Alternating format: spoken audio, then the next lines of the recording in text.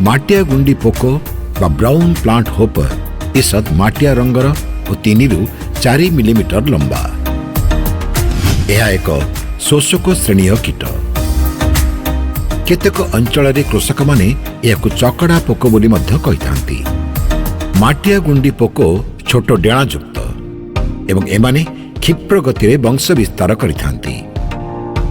उभय पूर्णांग एवं अर्भक कीटगुड़िक धान बुदार मूल भागरे मेंचा मेंचा होई रहिथांती। माटीर ऊपर भागरे थिबा कांडरू एमाने रस शोषी खाइथांती। अत्यधिक माटिया गुंडी पोक आक्रमण रे गछ पोड़ी गला भली दिसे, जाहाकू हपर बर्न अथवा गुंडी ज्वलन बोली कहा जाए।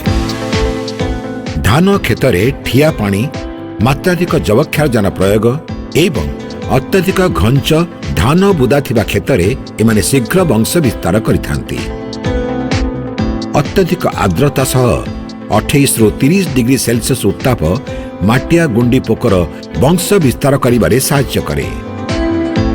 क्लोरोपाइरिफस संश्लिष्ट पाइरिथ्रॉइड एवं तार मिश्रित कीटनाशक तथा क्विनाल्फस जातीय कीटनाशक बारंबार प्रयोग करने द्वारा मध्य एमाने क्षिप्र बेगरे वंश वृद्धि करिथांती।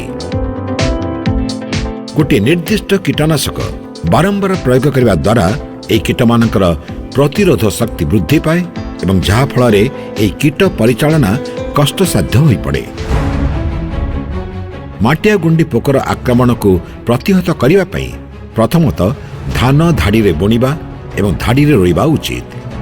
धान गछगुड़िक धाड़ी रु धाड़ी एवं गछरु गछ एक निर्दिष्ट व्यवधान रे रहिबा द्वारा वायु और आलोक सठिक भाव में चलाचल हेबा सहित सार कीटनाशक इत्यादि प्रयोग करने सहज हुए।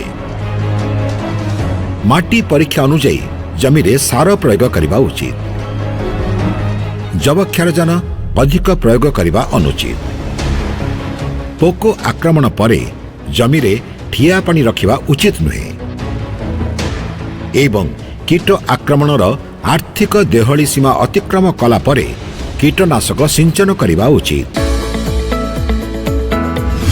कीट आक्रमणर प्रथम अवस्था अथवा जहाको आमे अर्भक बोली कहूचे जदि ताहा अधिक संख्यार थाए ताहले पाइमेट्रोजेन 50 WG एकड़ प्रति 120 ग्राम, फ्लोनिकामाइड 50 WG एकड़ प्रति 60 ग्राम किंबा डाइनाइट्रोफ्यूरन 20 SG एकड़ प्रति 80 ग्राम पानी रे मिसे सिंचन कले कीट आक्रमण प्रतिहत होइथाए।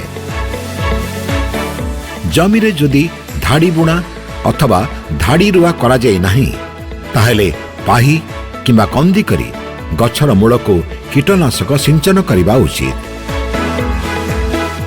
जदि थरकरू अधिक कीटनाशक प्रयोग करने आवश्यक हुए ताहले कीटनाशक गुड़ी को अदल बदल करी प्रयोग करने उचित।